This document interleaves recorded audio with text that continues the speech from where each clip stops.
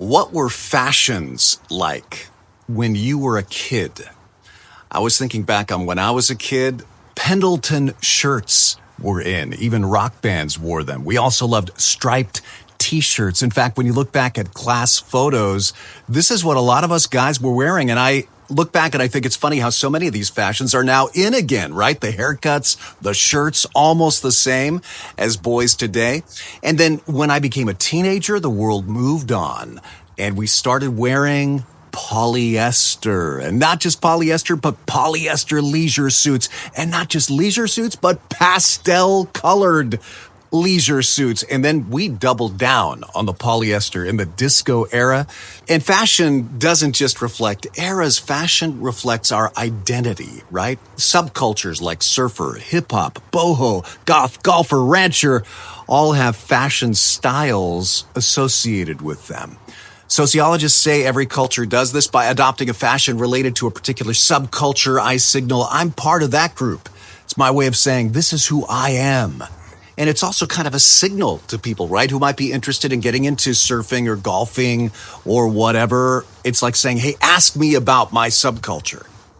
And it was like this back in Jesus' day, too. In the Roman world of Jesus, you could identify what nationality or even religion people were by what they looked like.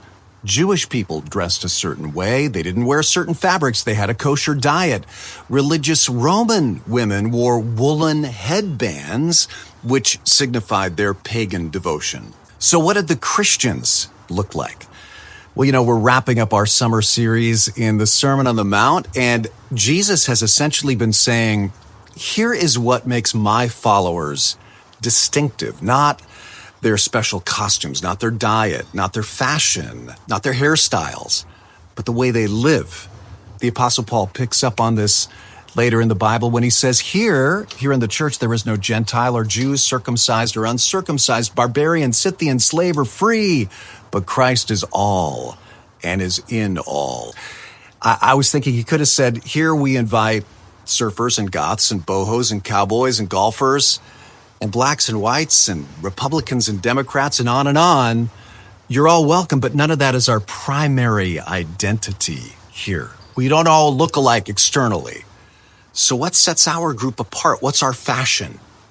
He says, therefore, as God's chosen people, holy and dearly loved, clothe yourselves, here it comes, here's our fashion, with compassion, kindness, humility, gentleness, and patience. Bear with each other and forgive one another if any of you has a grievance against someone. Forgive as the Lord forgave you. And that's kind of a summary of much of the Sermon on the Mount, isn't it? That's how we look. That's what we wear. We're not known by our polyesters or our Pendletons, by our patience and our peace. So this morning, as you get ready, intentionally clothe your soul so that you look like a follower of Jesus, right? Choose to clothe yourself that way. Say, Lord, let my peace, let my gentleness, let my kindness be evident to all, or rather, let your kindness be evident through me. You could say, as you get dressed today, don't forget to dress your soul and remember to dress Jesusly, because that, our behavior, is the fashion that makes us truly distinctive.